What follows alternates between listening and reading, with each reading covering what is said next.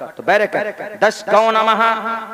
हिंदू भाई गाय को माता क्यों मानते? गाय दूध पिलाती इसलिए माता मानते। एक जगह तो हमारे एक गुरुजी पंडित जी बाज़ाब्ता, आपने फेसबुक वगैरह में देखा होगा कि गाय माता के गोबर को उठाते हैं, खा लेते हैं और कहते हैं कि वाह क्या टॉनिक है, और इससे सारे कैंसर दूर हो जाते हैं और कैंसर की बीमारियां खत्म हो जाती है।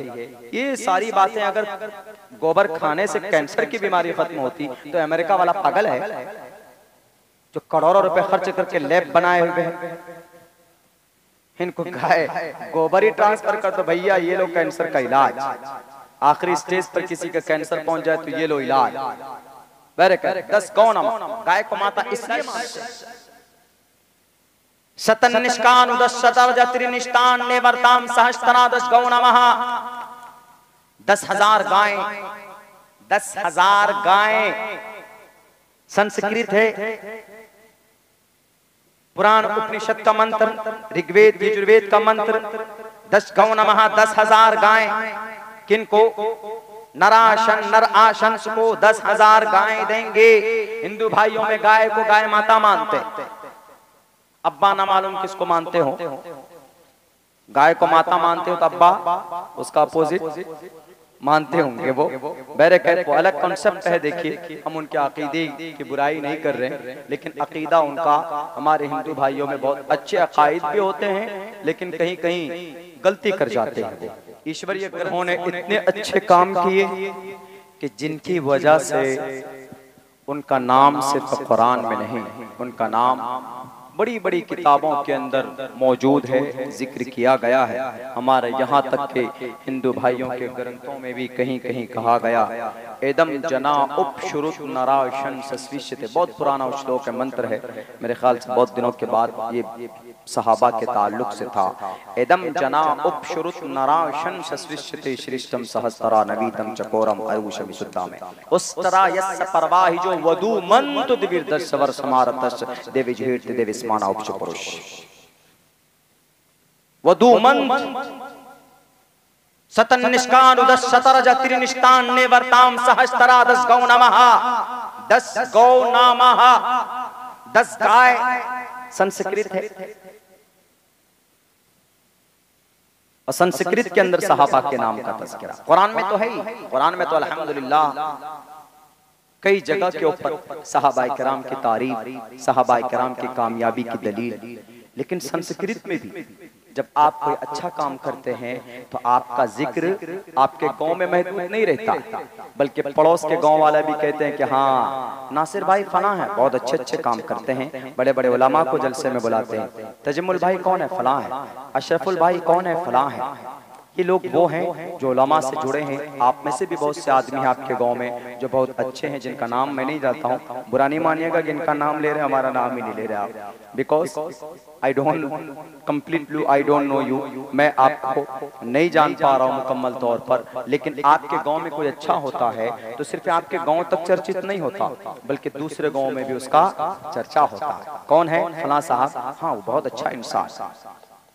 चर्चा होता है, दो ही वजह से चर्चा होता, अच्छाई की वजह से तो बुराई की वजह से। बुराई का नाम लेते नालायक कुत्ता कमीना है साला, गाली भी देते हैं उसको अगर कोई बुरा है। अच्छा है, अरे यार वो तो बहुत गुड इंसान है, बहुत अच्छा इंसान। वैसे ही तज़किरा सहाबाए किराम कुरान में कहीं उलाइका सादिक़ून उलाइका हुमुल मुफ़्लिहून रज़ियल्लाहु अन्हुम व रज़ू अन्हु, इस तरह के अल्फाज। लेकिन इतनी तकलीफें बर्दाश्त की है सहाबा ने, वो तो कुछ भी नहीं। भारत के अंदर मैं मुसलमान भाइयों को सब्र के लिए कहता हूं, अगर आप पर इल्जाम लगाकर आपको जेल में डाला जाता है गैर कानूनी तरीके पर, तो वो तो गैर कानूनी है ही, लेकिन आप अल्लाह से दुआ कीजिए कि अल्लाह ने आपको उन सहाबाए किराम की सुन्नत का मौका दिया कि जिनको कैद में डाला था, 3 साल तक घाटी में बंद कर दिया जाता था सहाबाए किराम को, 3 साल। ऐसे ये लोग भी कर रहे हैं। आप ही का नाम जिंदा रहेगा इंशाअल्लाह। बयान किया हुआ 2 मंत्र दिवीर 10 शतन निष्कान उदस शतर्ज त्रिनिष्टान नेवर्ताम सहस्त्रा 10 गौ नमः। 10,000 गायें, 10,000 गायें संस्कृत है।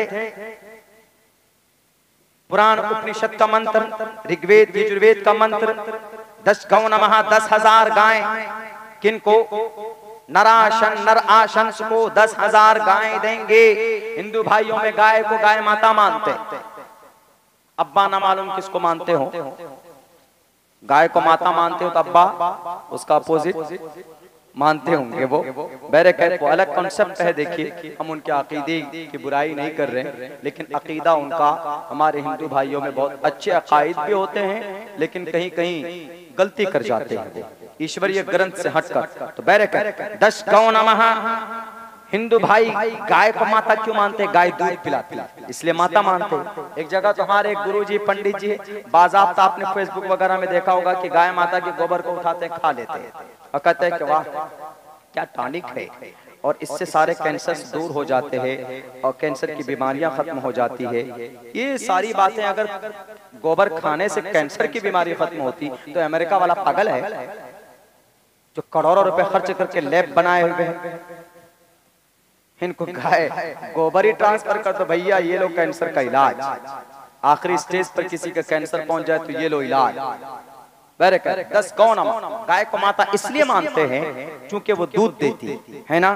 तो इसी के अंदर ये बात कही गई 10 गौ नमः। इस मंत्र में सहाबा को 10 गौ नमः 10,000 गाय, 10,000 गाय किनको?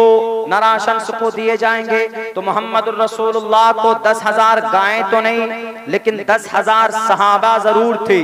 जंगे फतेह मक्का के मौके पर आपके सहाबी की तादाद 10,000 थी। तो सहाबी को 10 गौ नमः 10,000 गाय क्यों बताया गया? इसलिए बताया गया कि 10 गौ नमः गाय के अंदर जो ये खासियत होती है कि भूखे रहकर बच्चे को भी दूध पिलाती है और अपने मालिक को भी दूध देती है। तो सेम सहाबाए किराम में ये खासियत थी कि जब आप अलैहिस्सलातु वस्सलाम मक्का से मदीना हिजरत करके गए तो वहां जाने के बाद जो मुहाजिर सहाबा थे जो मक्का से गए थे मदीना, तो मदीने में आपने सहाबा को बांट दिया था। मदीने में कम से कम अगर 100 घर सहाबा के थे और 100 लोग हिजरत करके मक्का से आए, इनके पास घर नहीं था, तो क्या काम करते थे? अल्लाह के नबी ऐलान करते थे कि आज कौन कौन किसको कितना ले जाएगा मदीने वालों से। तो मदीने वाले 1 1 2 2 3 3 ऐसे ऐसे करके सहाबा को लेकर जाते थे। मक्का वाले सहाबा को मेहमान के तौर पर घर में लेकर जाकर अगर 1 रोटी होती थी तो खाने वाले 2, खाने वाले 3, अब किसको खिलाएंगे? तो जो मदीने के सहाबी थे वो भूखे रह जाते थे, लेकिन मक्का के सहाबी को, मुहाजिर सहाबी को भूखा नहीं रखते थे, उनको खाना खिलाते थे।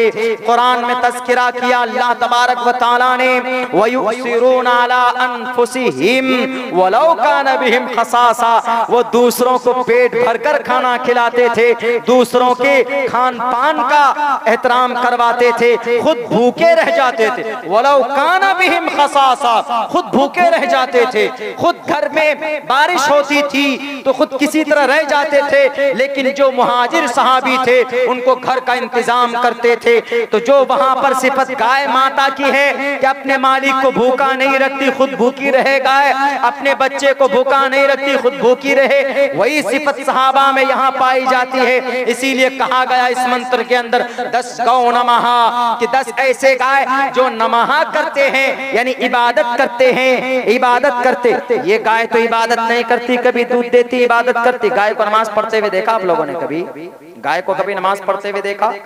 रोजा रखते हुए देखा? नहीं। तो 10 गौ नमः, तो इस मंत्र में कहा गया ऐसे गाय जो नमः करते हो, नमन करते हो, यानी भक्ति करते हो। तो इससे ये पता चलता है कि यहाँ पर 10 गौ नमः से मुराद असली गाय नहीं है, बल्कि गाय की सिफात वाली एक सिफत जो गाय में थी वो सहाबा में पाई जाती, यानी सहाबा के अंदर जो सिफत वो गाय के अंदर है। तो इस हिसाब से इस मंत्र के अंदर गाय से तशबीह दी सहाबा को, 10 गौ नमः इसलिए कहा गया। तो अब बताइए, अच्छा काम किया तब ना दुनिया की पुरानी किताबों के अंदर भी सहाबा का नाम मज़कूर है। इतनी कोशिशें की गई इस्लाम को मिटाने की, जी इस्लाम मिटा क्यों नहीं? इस्लाम कैसे मिटेगा? कितने कमजोर लोगों ने, सहाबी ने, सहाबियात ने अपने आप को कुर्बान कर दिया, लेकिन इस्लाम में कभी आंच नहीं आई। जब कोई घर बनाते हैं हम लोग क्या करते हैं, उस घर के नीचे कितने मजबूत फाउंडेशन डालते हैं, प्लेट बनाते हैं, इंजीनियर को बुलाकर 20 mm का, 30 mm का, 50 mm का सरिया डालते हैं। क्यों डालते हैं? कि फाउंडेशन मजबूत होगा, बुनियाद मजबूत डलेगी तो हम 10, 5, 25, 30 मंजिल हम इस पे खड़ा कर पाए। लेकिन अगर नीचे ही आपने बुनियाद कमजोर डाल दी, वैसे ही आपने सरिया नहीं डाला, कंक्रीट नहीं डाला, आपने लोहा पत्थर कुछ भी नहीं डाला, तो पता चला कि एक मतलब आपके मिदनापुर में तो बहुत समंदरी तूफान आते रहते हैं, चक्रवर्ती तूफान, फना तूफान, अब भी अनाउंसमेंट है। आज तो अल्लाह की रहमत है जो भी नहीं आई, वरना आपके ये मौसम विभाग ने अलर्ट किया है आपके इस मिदनापुर को क्या आंधी तूफान कभी भी आ सकती। क्यों? समंदर करीब में। भारत के अंदर सबसे ज्यादा आंधी अगर कहीं से उठती है आपके बंगाल के खाड़ी से उठती, समंदर है, और यहीं से तूफान आती है, हम लोगों के स्कूल के भी टीन उड़ जाते। तो ये हिस्सा तूफान आंधी आई बिल्डिंग गिर जाती है। क्यों? क्योंकि बुनियाद कमजोर है। लेकिन सहाबाए किराम की इस्लाम की बुनियाद इतना स्ट्रॉन्ग और इतनी मजबूत रखी गई है कि 13 साल तक मुस्तकिल तौर पर सहाबाए किराम के साथ कौन सा जुल्म नहीं किया गया, मोहम्मदुर रसूलुल्लाह को कौन सी तकलीफ नहीं दी गई।